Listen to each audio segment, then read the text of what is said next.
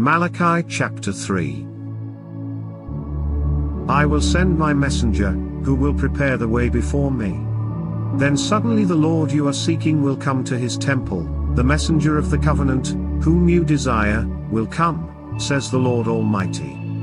But who can endure the day of his coming? Who can stand when he appears? For he will be like a refiner's fire or a launderer's soap. He will sit as a refiner and purifier of silver. He will purify the Levites and refine them like gold and silver. Then the Lord will have men who will bring offerings in righteousness, and the offerings of Judah and Jerusalem will be acceptable to the Lord, as in days gone by, as in former years. So, I will come to put you on trial.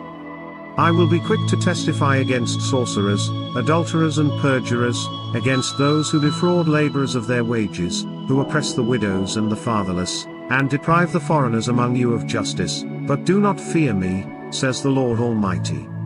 I the Lord do not change. So, you, the descendants of Jacob, are not destroyed. Ever since the time of your ancestors you have turned away from my decrees and have not kept them. Return to me, and I will return to you, says the Lord Almighty. But you ask, how are we to return?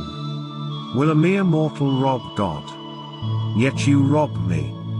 But you ask, how are we robbing you? In tithes and offerings. You are under a curse, your whole nation, because you are robbing me.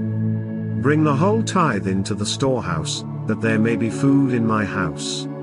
Test me in this, says the Lord Almighty, and see if I will not throw open the floodgates of heaven and pour out so much blessing that there will not be room enough to store it. I will prevent pests from devouring your crops, and the vines in your fields will not drop their fruit before it is ripe, says the Lord Almighty. Then all the nations will call you blessed, for yours will be a delightful land, says the Lord Almighty. You have spoken arrogantly against me, says the Lord. Yet you ask, what have we said against you? You have said, it is futile to serve God. What do we gain by carrying out his requirements and going about like mourners before the Lord Almighty? But now we call the arrogant blessed. Certainly, evildoers prosper, and even when they put God to the test, they get away with it. Then those who feared the Lord talked with each other, and the Lord listened and heard.